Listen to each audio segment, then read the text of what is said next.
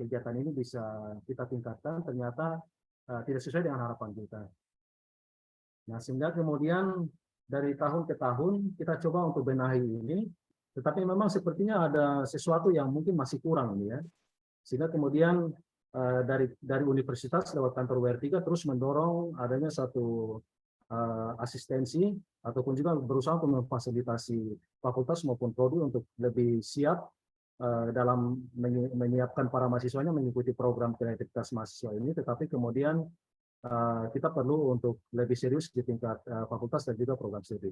Dan saya memberikan apresiasi yang sangat tinggi kepada teman-teman di Prodi Fisika yang secara khusus membuat satu program terkait dengan peningkatan minat mahasiswa ini untuk bisa berpartisipasi dalam program PKN, dan kemudian juga di tingkat fakultas kita coba untuk membentuk satu panitia sendiri untuk kemudian lewat Pak Robi ya, Pak Robi, Pak Elo dan teman-teman untuk kemudian berusaha untuk coba kita menyatukan fokus dan konsentrasi kita sehingga lewat program PKN tahun 2023 ini nantinya kita berharap ada sesuatu yang terobosan yang luar biasa di mana mahasiswa yang kita persiapkan dari awal ini mereka punya kualitas proposal ataupun pengusulan yang nanti akan dilakukan nantinya itu bisa lebih baik lagi ya, sehingga nanti tingkat keberhasilan juga akan lebih baik.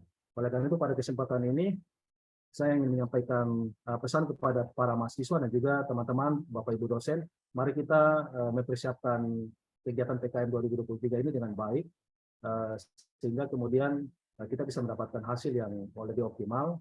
Secara khusus untuk Ibu narasumber kita, Ibu Nurul, saya melihat CV beliau cukup produktif dalam kegiatan PKM. Hampir setiap tahun ini beliau membina atau membimbing mahasiswa yang lolos kegiatan PKM di tingkat nasional. Saya berharap nanti Ibu narasumber bisa berbagi trik-trik ataupun strategi kiat-kiat apa yang beliau gunakan ya pada saat membimbing para mahasiswa, sehingga bukan hanya proposal yang disiapkan dengan baik, tetapi mungkin ada hal-hal teknis, ada hal-hal administrasi ya yang mungkin harus dilakukan sehingga kemudian itu bisa menjamin bahwa ketika diusulkan proses pengusulan yang melibatkan dosen pembimbing, kemudian juga dari prodi dan juga bahkan dari universitas ya, itu bisa dilakukan, dipersiapkan dengan baik sehingga bisa mendapatkan hasil yang lebih optimal.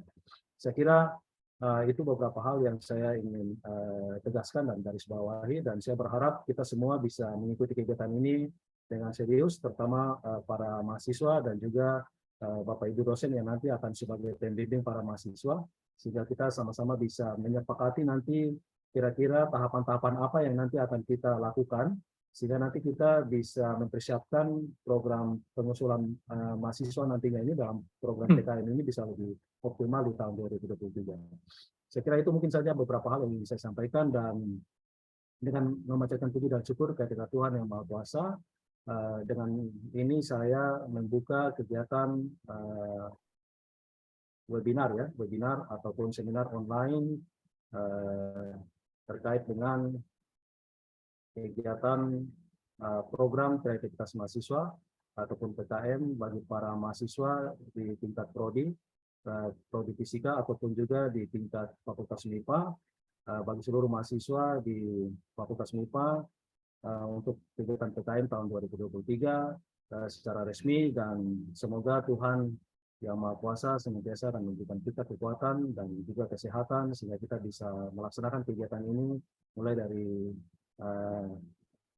pembukaan ini sehingga nanti berakhir sesuai dengan acara yang telah ditentukan oleh teman-teman panitia. Mungkin itu beberapa hal yang ingin saya sampaikan, dan kurangnya saya mohon maaf, dan semoga kegiatan seminar ini bisa bermanfaat bagi kita semua ya. Saya berharap nanti ketika ya mungkin akhir-akhir Maret begitu ya, Pak Icat, proposal yang masuk ataupun Pak Robi ya, Pak Robi dan Pak Elo, proposal yang masuk di fakultas itu cukup signifikan jumlahnya, sehingga kita nanti bisa dorong di tingkat universitas di akhir Maret, dan mudah-mudahan dari proposal yang masuk dari fakultas MIPA, kita berharap mungkin dari jumlah yang ada ya lebih dari 50% bisa disetujui ya di tingkat kementerian.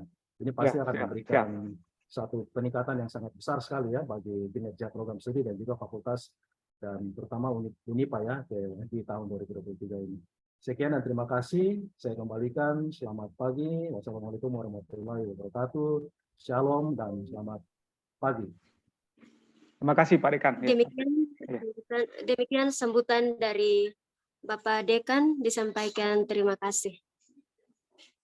Selanjutnya memasuki acara inti, yaitu pemaparan materi oleh narasumber sekaligus diskusi dan tanya jawab yang dipandu secara langsung oleh Ibu Rosalina Mirino, SSI MSI selaku moderator. Sebelumnya selamat pagi Ibu Ros. Apakah Ibu sudah hadir di ruangan ini, Ibu? Iya, selamat pagi. Sudah hadir. Selamat pagi Ibu Nurul.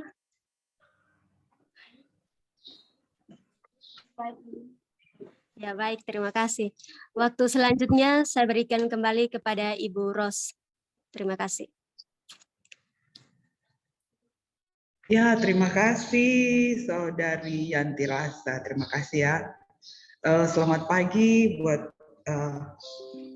kita semua yang terhormat Bapak Dekan, kemudian Ketua Jurusan Fisika, Sekretaris Jurusan Fisika, kemudian para pimpinan di fakultas ya kalau hadir, kemudian yang terhormat Bapak Ibu dosen, dan yang kami kasih dan banggakan para mahasiswa yang boleh hadir bersama-sama dengan kami pada pagi hari ini.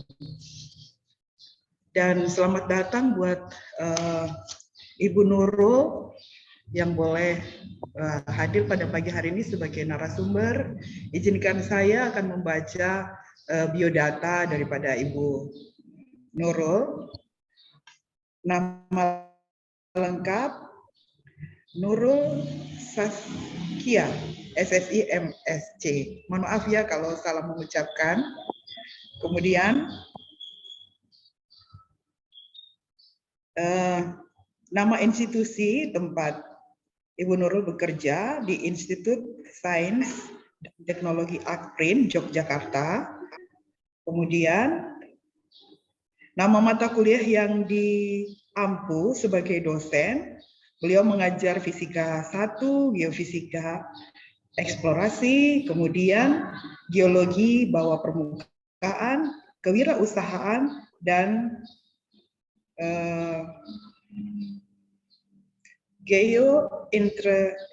entrepreneur. Ya, ini ada mata kuliah yang baru yang tidak ini ya benar begitu Ibu. Ya, kemudian Ibu Nurul ini banyak sekali mendapatkan penghargaan ya, terutama di dalam membimbing mahasiswa ini. Saya baca penghargaan dalam 10 tahun terakhir, mungkin saya akan membaca 5 daripadanya. Sebenarnya ini ada beberapa penghargaan 10 tahun terakhir ini sampai 26 penghargaan. Kemudian di dalam 5 tahun terakhir itu ada penghargaan yang didapat oleh beliau juga tidak kalah banyak ya, sekitar 15 penghargaan. Ya, jadi cukup banyak dan sangat menarik ya untuk beberapa penghargaan yang bisa mungkin saya bacakan 5 dari antaranya. Untuk penghargaan dalam 10 tahun terakhir sebagai dosen pendamping dalam presentasi ilmiah dan penyajian poster skema program kreativitas mahasiswa bidang PKMM itu di tahun 2017. Kemudian sebagai pembina kewirausahaan mahasiswa Indonesia KMI Expo ke-9 pada tahun 2018. Kemudian sebagai dosen pembimbing pemenang kompetisi PKM internal pendanaan Institut Akprin tahun 2020.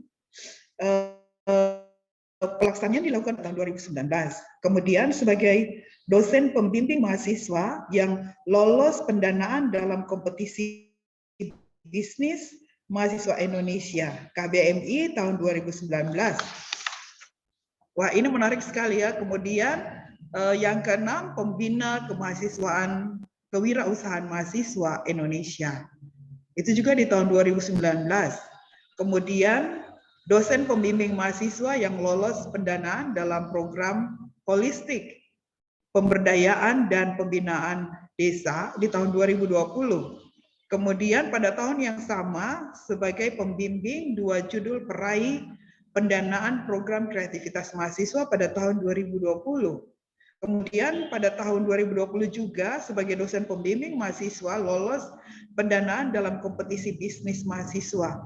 Kemudian masih ada lagi, saya baca sampai nomor 10 ya, kesempatan pembimbing 2 tim kompetisi inovasi bisnis mahasiswa Indonesia peraih pendanaan KIBM di tahun 2020. Cukup banyak ya, sampai tadi ada sekitar 26 ya penghargaan yang didapat ditambah dengan 15. Jadi hari ini kita dihadirkan kita bertemu dengan narasumber yang cukup berpengalaman berdasarkan penghargaan yang beliau dapatkan. Jadi pertama-tama kami mengucapkan terima kasih ya buat jurusan fisika yang telah menghubungi Ibu Nurul untuk bisa menyampaikan materi atau membagi share pengalaman supaya kami juga bisa mengikuti jejak yang sama ya, supaya membimbing mahasiswa kami untuk bisa bisa lolos juga di dalam PKM, program kreativitas mahasiswa tingkat nasional gitu, Ibu, harapan kami. Ya, demikian dari identitas dari kita, narasumber kita Ibu pagi hari ini. Kemudian kami mempersilahkan Ibu untuk menyampaikan materi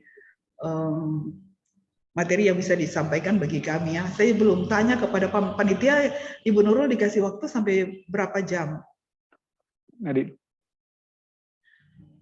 Baik Ibu bisa 30 menit untuk presentasi dan nanti sisanya tanya jawab sesuai dengan timeline ya. Ya, baik Ibu Nurul, kami persilakan Ibu untuk memberikan materinya, menyampaikan materinya, dipersilakan Ibu. Assalamualaikum warahmatullahi wabarakatuh. Selamat siang. Selamat pagi. Di sana nggak siang? Selamat pagi. Masih pagi, selamat. Masih pagi. Masih pagi. Ini ya, setengah 9. Iya, ini setengah 11 ya. Ya, yang saya hormati Bapak Dekan FMIPA Unpa, Ketua Jurusan dan Sekretaris Jurusan serta para dosen di lingkungan FMIPA Unpa. Serta yang saya banggakan tentu saja mahasiswa sekalian yang sudah bergabung. Ini tadi saya agak tegang ya karena yang datang pada senior-senior sebetulnya. Dan juga saya hormati, saya sapa di sini senior saya, Dr. Richard. Dan kayaknya ada Mas Christian Engger itu, seingat saya juga senior juga ya waktu kampus. Iya, selamat Pak Ibu. Ya. Saya ingat namanya. Mungkin takut lain orangnya. Baik. Saya share. Memang nyantai saja nanti kalau memang misalkan di sini akan lebih banyak bagi pengalaman, sebetulnya saya tidak berniat menggurui atau seperti apa, tapi ini memang share lebih pengalaman saya sebagai dosen yang memang fokus membimbing kemahasiswaan. Saya memang berada di prodi teknik biologi, basic saya sebetulnya memang fisika. Jadi memang rezekinya di situ di biologi ya. Tapi memang saya ngajarnya sesuai dengan bidang ilmu saya. Oke, terima kasih. Salam kenal Bu Ros. Ini nama saya. Oke, langsung saja ke tentang PKM. Program kreativitas mahasiswa sudah mulai buka ya, sudah mulai rame kemarin panduannya juga sudah keluar dan ini panduannya juga sudah ada tahun 2023 karena memang panduan PKM itu setiap tahun mengalami perubahan dan di situ sebetulnya jebakan-jebakan. Tadi Pak Dekan juga menyampaikan bahwa proposal-proposal yang sudah pernah masuk itu banyak, namun banyak yang gagal. Mungkin ada sesuatu, memang benar Pak, PKM itu kalau didalamin memang banyak jebakan. Bagi saya sendiri itu pernah mengalami seperti itu ya, karena memang kita memang harus benar-benar baca panduan dan juga bentar yang saya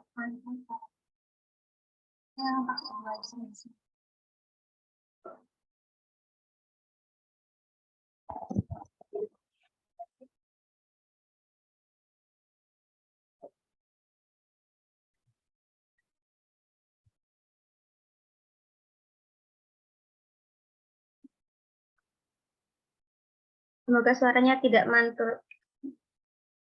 Dan di sini ada beberapa share ilmu tentang PKM itu seperti apa. Memang saya berpengalaman tahu kesalahan-kesalahan saya itu sejak tahun 2021 saat gabung di preview PKM nasional. Nah, di sini PKM 2022 dengan 2023 juga mengalami beberapa perubahan atau ada sedikit perubahan-perubahan yang memang menjadi jebakan-jebakan di seleksi pada tahap pertama. Jadi PKM itu dinilainya 2 kali. Ada tahap pertama sama tahap kedua. Nah, sebagian besar proposal-proposal yang tidak lolos itu gagal di tahap pertama. Kesalahan-kesalahan kecil tapi berakibat fatal gitu. Kadang kalau bukan inovatif, tapi memang karena kesalahan-kesalahan administrasi yang dilakukan oleh mahasiswa. Nah, nanti ini mungkin Bapak Ibu juga sudah mendapatkan pedoman PKM tahun 2023 yang terbaru. Kalau sudah dapat PKM 2023 panduannya, jangan lagi melirik di PKM 2022. Mungkin ada beberapa orang yang sudah mendapatkan contoh dari PKM tahun lalu yang lolos gitu, kemudian diikuti. Padahal ada beberapa perubahan yang terjadi. Nah, itu yang sering terjadi kegagalan di tahap administrasi. Kemudian ini perbedaan signifikan antara PKM 2022 sama 2023. Ini baru saja keluar. Tahun 2022 ini waktu pelaksanaannya 3-4 bulan, sekarang 4-5 bulan. Ini fungsinya apa? Nanti ketika di penentuan jadwal di proposal itu kita tidak boleh lebih dan tidak boleh kurang dari yang jadwal yang ditentukan. Kalau dulu memang minimal 3 bulan boleh, tapi sekarang minimalnya 4 bulan. Jadi nanti rencana atau jadwal yang ditulis di proposal minimal memang 4 bulan direncanakannya, tidak boleh 3 bulan. Kemudian pendanaannya memang mulai tahun 2020 saya ingatnya itu turunnya drastis. Tahun 2019 masih maksimumnya 12.500.000, kemudian pas pandemi itu waktu itu bimbingan saya 2 lolos itu dapatnya 5 juta. Ternyata se-Indonesia memang maksimalnya 5 juta karena dilaksanakan secara online. Nah, kemudian pendanaan tahun 2023 sekarang itu 6 juta sampai 10 juta. Ini adalah rentang minimum dan maksimum yang harus ditulis oleh mahasiswa di proposal. Kadangkala saya pernah mereview itu proposal itu melebihi tahap dana yang sudah ditentukan. Kadang kurang, itu tidak diperbolehkan. Kemudian di sini ada yang lain juga adalah di sini ada dana pendamping PT. Ini bisa in-kind ataupun cash. Dan ini juga bisa langsung dituliskan atau dimasukkan ke dalam anggaran PKM. Karena memang jadi satu ya, supaya kita tahu nanti ini pelaksanaannya seperti apa, nanti bisa mengikuti ketika sudah didanai. Kemudian tentang luaran. Luaran pada tahun 2022 memang hampir sama. Yang membedakan di sini adalah tahun 2023 kita memang harus menggunakan atau membuat akun sosial media yang nanti akan diiklankan. Ini di panduan sudah ada dan sudah didetailkan kapan jadwal yang harus dilakukan. Nah, mengenai anggaran biaya, ini bagi mahasiswa ya. Dulu waktu saya masih S1, kenapa saya memang aktif dari PKM itu dari zaman S1 karena memang mahasiswa itu penelitian itu kalau nggak ada uang itu kan bingung. Jadi kita memang aktif di PKM ketika didanai kita bisa riset-riset percobaan-percobaan lumayan untuk kegiatan kreativitas dan sebagainya ya. Tapi di sini memang sangat membantu.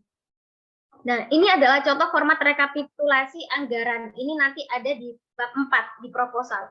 Buat kolomnya, tabelnya memang harus seperti ini persis sama persis seperti itu ya. Nanti disesuaikan dengan jumlahnya. Nah, dengan maksimum total, jadi yang dihitung itu 13 juta ini totalnya, tapi dana yang diajukan ke yang di Belmawa yang di sini itu maksimumnya 6 sampai 10 juta ya di sininya. Kemudian perguruan tingginya di sini ditulisnya maksimumnya 2 juta, kurang juga nggak apa-apa. Yang penting di sini tidak lebih atau tidak kurang dari yang sudah ditentukan. Nanti totalnya sudah ada. Ada dana dari sideline boleh tulis, boleh tidak. Kalau memang tidak ada. Kalau memang diwajibkan di sini ada dana yang diajukan ke Belwa sama dana dari PT itu harus ditulis karena merupakan syarat administrasi. Nah, kemudian ada item ini saya langsung ke biayanya ya, supaya tidak terjebak. Nanti proposalnya akan di belakangan. Adapun item biaya yang tidak diperkenalkan, ini ada beberapa item. Ini kadang terkesannya itu kayak biasa dan sepele ya, tapi ternyata reviewer itu memang pada tahap pertama, karena waktu saya nge-review itu memang tahap pertama itu kami sebagai reviewer itu diminta memang detail banget mencari sedikit kesalahan yang memang kita harus menyingkirkan seperti itu. Memang kayak saya pikirnya dulu ternyata memang reviewer yang di tahap 1, tahap 2 itu memang kita itu kayak harus kejam gitu karena memang banyak sekali proposal yang harus disingkirkan seperti itu. Apalagi jika dia tidak memenuhi syarat. Itu belum dibaca tentang isinya, tapi dibaca di administrasinya dulu. Ini yang tidak diperkenankan, beberapa item ya, misalkan ada pemilihan alat lebih dari 1 juta per item ini tidak diperkenankan. Nah, inti kegiatan PKM sendiri ini tahun 2023 sudah 8 bidang plus 3 ya, kalau nggak salah. Dulu kan 5 plus 2, sekarang 8. Ini mungkin syaratnya kita sudah memenuhi syarat semua dan di sini sudah ada rangkumannya. Tapi ada beberapa syarat yang memang misalkan karena kita di lingkungan FMIPA itu kebanyakan kita memang kalau riset, memang kalau misalkan suka pada PKM ini mahasiswa MIPA karena saya juga mahasiswa MIPA jadi suka banget sama yang PKM riset. Riset dibagi 2, eksakta sama yang non eksakta atau yang dia sosial. Nah, di sini kalau memang kita mau mengajukan untuk mahasiswa yang di MIPA, kita wajibnya memang di PKM yang RE, riset eksakta. Kita tidak diperbolehkan untuk masuk yang di sosial humaniora. Kenapa tidak boleh? Karena syaratnya harus dengan bidang ilmu. Kemudian kalau mau kolaborasi lintas bidang, itu nggak apa-apa, dianjurkan. Saya dulu zaman S1 itu mengajukan proposal PKMP, itu membuat pestisida zaman masih di fisika, tapi pembimbing saya dari biologi. Nah, itu masih connect. Meskipun sebetulnya itu penelitian anak-anak biologi seperti itu. Dan itu lolos didanai zaman tahun 2008, saya waktu itu masih maba. Nah, di sini jumlah mahasiswa juga yang diperkenankan 3 sampai 5. Karena memang pernah ada mengajukan itu, yang ditulis itu kadang lebih dari 5. 3 sampai 5 ini sudah termasuk ketuanya ya. Dan juga pendananya yang sekian. Ini hampir sama semua. Kecuali yang 2 ini yang gagasan futuristik sama PKM AI. Ini tidak melakukan pelaksanaan kegiatan, tapi kalau lolos didanai langsung gitu ya, tanpa ada pelaksanaan. Kayaknya kayak PKM AI ini menyenangkan karena cuma nulis, tapi saya belum pernah mencoba yang PKM AI. Saya biasanya kalau fokusnya itu ke PKM pengabdian masyarakat sama riset yang PKM RE ini. Kalau bagi saya, misalkan kalau saya memang membimbingnya itu memang saya memang fokus pada satu PKM.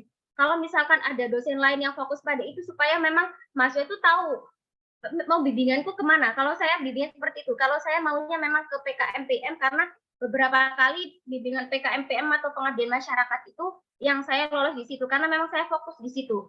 Saya tidak pernah membimbing PKM kewirausahaan meskipun saya suka kewirausahaan karena ada dosen lain. Nah, supaya mahasiswa itu lebih fokus dia maunya kemana. Jadi kalau di kampus kami itu memang sudah ada, kalau misalkannya PKM riset eksakta itu biasanya dari teknik kimia. Karena biasanya kimia itu banyak lolos di PKM eksakta kayak gitu. Kemudian PKM kewirausahaan, kalau saya kenapa tidak begitu tertarik, karena ini paling banyak tidak lolos.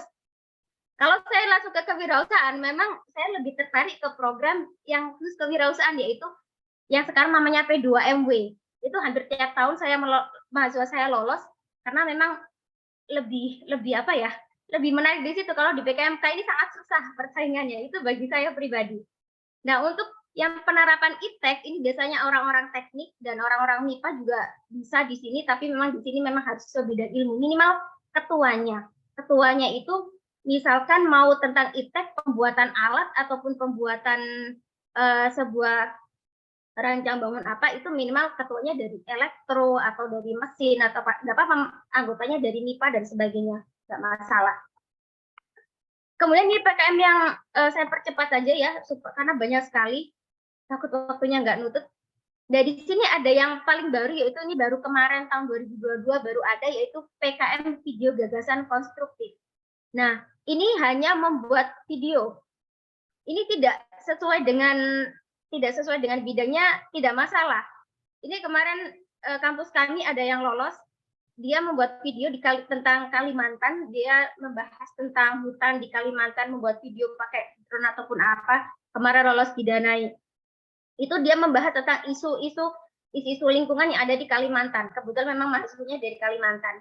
Jadi kalau di Papua sepertinya banyak ya isu-isu seperti itu ya, mungkin tentang lingkungannya, tentang kebencanaannya, atau tentang apapun kesenjangan sosial, itu sangat menarik di gagasan konstruktif. Kalau ini kita tidak perlu membuat proposal susah-susah, kita membuat video nanti di-upload. Nanti ada laporan-laporan, karena wajibnya dia ada di video YouTube. Sekarang lagi hit yang di sini. Dan ini kayaknya pesaingnya tidak terlalu banyak.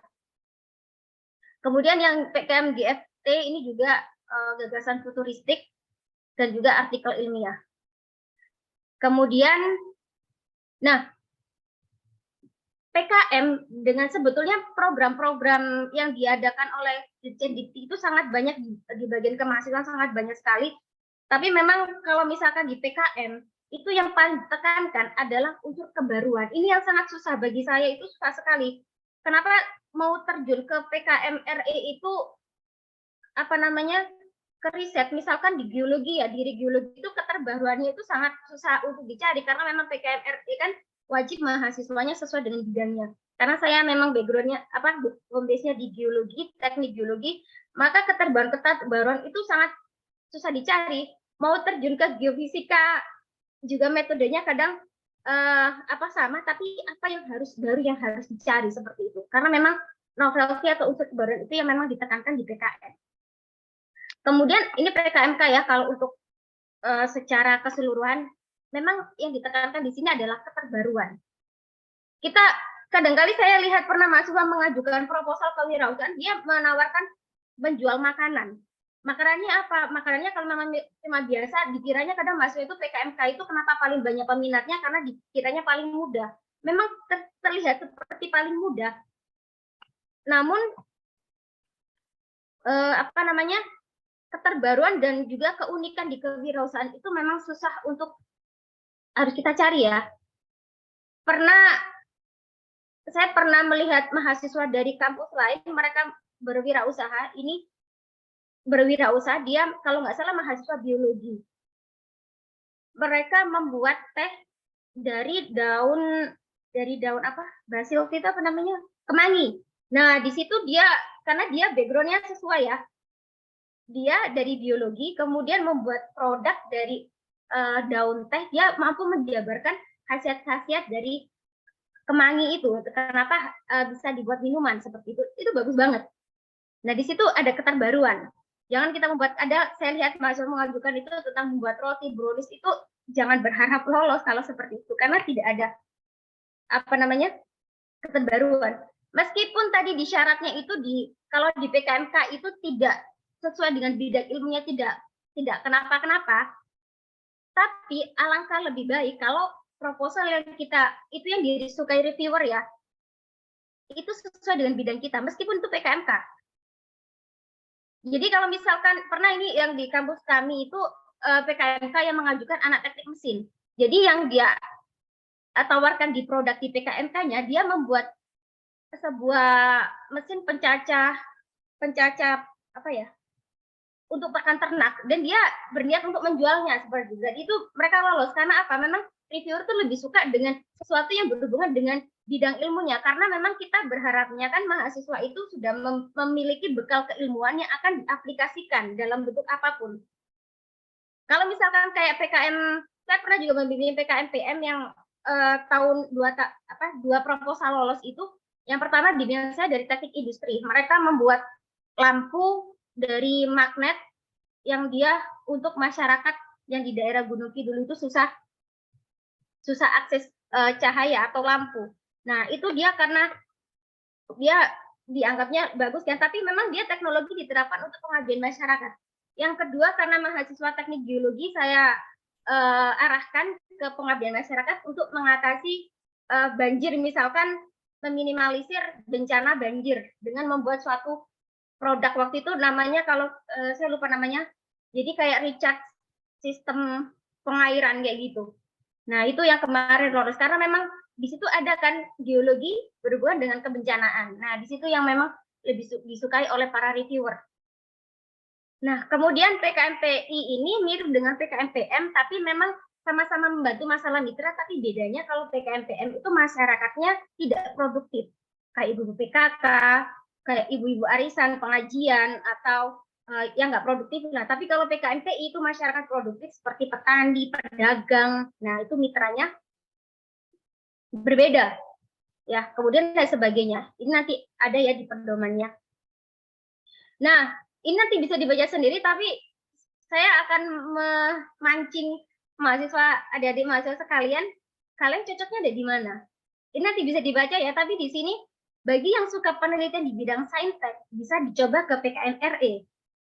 Memang kadang ide-ide PKM itu kalau saya di mahasiswa itu memang ide-ide biasanya saya berdiskusi dengan mahasiswa. Mereka maunya apa, Bu? Saya punya ide seperti ini, Bu, di daerah ini ada bencana, kira-kira dibuat apa ya? Oke, apa namanya, di geologi seperti apa, atau nanti di fisika atau di geofisika seperti apa, kita gabungkan. Nah, baru di situ judul itu benar-benar, kalau judul yang menentukan itu dosen pendidikannya. Karena mahasiswa kadang tidak bisa membuat judul, bahkan judul sederhana, karena memang ada batasan judul itu maksimal 20 kata dan tidak diperkenankan ada singkatan. Dulu memang sedang hit ya ada singkatan-singkatan, sekarang tidak diperbolehkan karena banyak sekali singkatan-singkatan yang tidak sopan, jadinya itu dilarang. Sekarang kalau judulnya ada singkatannya, itu kebanyakan sudah disingkirkan proposalnya karena memang udah ada aturannya. Nah, di sini ya, ini kita bisa masuk, dan kebanyakan memang yang bersaing di PKM-RE ini memang mahasiswa MIPA, teknik dan sebagainya, kedokteran itu masuk banyak di sini. Nah, kemudian bagi yang suka penelitian bidang sosial humaniora bisa di PKM-RSH, dan di sini kita tidak masuk, kita tidak boleh masuk di sini karena kita sudah masuk di saintek. Kalau kita coba masuk di sini sebetulnya enggak, apa ya, bagi saya sia-sia karena syarat masuk di PKM-RSH adalah sesuai dengan bidang ilmunya, ya kayak penelitian sosial seperti itu. Nah, ini bagi yang memiliki ide kewirausahaan yang gokil dan kreatif, saya bilangnya gokil dan kreatif itu yang memang belum pernah dipikirkan sebelumnya, boleh dicoba di PKM kewirausahaan. Nanti kita lihat ya cat ya peluangnya kita bisa lolos itu di mana memang pengaruhnya gede. Kemudian yang ingin membantu warga masyarakat di PKMPM, kalau saya memang lebih fokus ke PKMPM karena bagi saya mengajarkan atau mengajak mahasiswa terjun langsung ke masyarakat itu menyenangkan, langsung gitu ya. Itu saya memang fokusnya di sini. Dan kemudian ada yang memiliki ide teknologi terapan, ini biasanya memang kalau di kampus kami ini adalah dosen-dosen dari teknik ya, dari teknik mesin elektro, mereka fokusnya memang di PKMPI. Kemarin ini yang kampus kami juga lolos ke PIMNAS juga di PKMPI. Ini mahasiswa-mahasiswa juga dari teknik mesin. Tapi memang kolaborasi, ada yang dari lingkungan anggotanya nggak masalah, yang penting ketuanya. Memang lebih baik kolaborasi dengan anggota dari lintas jurusan itu sangat diperkenankan. Kemudian ini PKMKC, kalau memiliki ide bidang rancangan iptek itu bisa, ini contohnya pernah saya tahun 2017 yang saya masuk ke PIMNAS itu membuat namanya solar bottle light bulb. Jadi kayak membuat lampu dari botol aqua, kemudian diberi cairan. Awalnya idenya seperti itu. Kemudian karena ternyata yang dipikirkan mahasiswa itu hanya nyalanya pas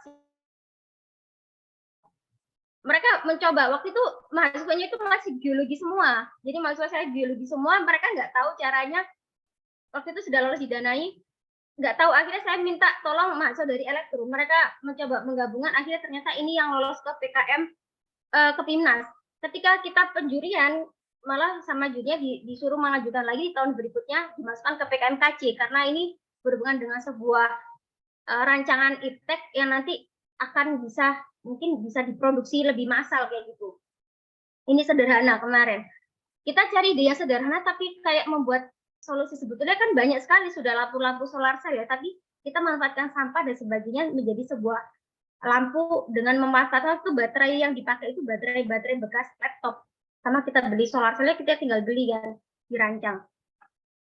Nah, kemudian karya inovatif ini mirip sekali, tapi saya tidak menguasai PKM-KI ini karena sifatnya juga baru. Dia mirip dengan yang PKM di sini ada menumbuhkan kepekaan mahasiswa tentang problematika faktor masyarakat di dunia usaha. Jadi mungkin dia ada suatu solusi iptek di PKMPI, tapi saya nggak berani ngomong di sini karena saya tidak pernah terjun di PKMKI karena ini baru keluar tahun 2022. Kemudian ini PKM-VGK, ini kita membuat video-video, kita bagi mahasiswa-mahasiswa yang suka buat video dengan isu-isu sekitar dan kasih solusi ya yang ditawarkan nanti seperti apa. Itu kayak ide kita, kayak kita membayangkan misalkan kita mempunyai ide, misalkan kayak di Jogja itu ada TPA tentang pembuatan sampah yang sangat, waduh sekarang sudah meluap parah banget di Yogyakarta itu. Kita itu kepingin punya sebuah alat yang setidaknya bisa mengolah sampah tersebut menjadi sebuah tapi dengan video kan. Ini loh nanti kedepannya nanti kepingin dibuat sebagai mungkin bahan bakar, mungkin karena dari energi panasnya kita bisa membuat pembangkit listrik, atau dari sampah-sampahnya kita buat konbok dan sebagainya, itu bisa. Itu kita bebas berimajinasi gitu. Karena dengan isu ini kita ada harapan sebagai mahasiswa.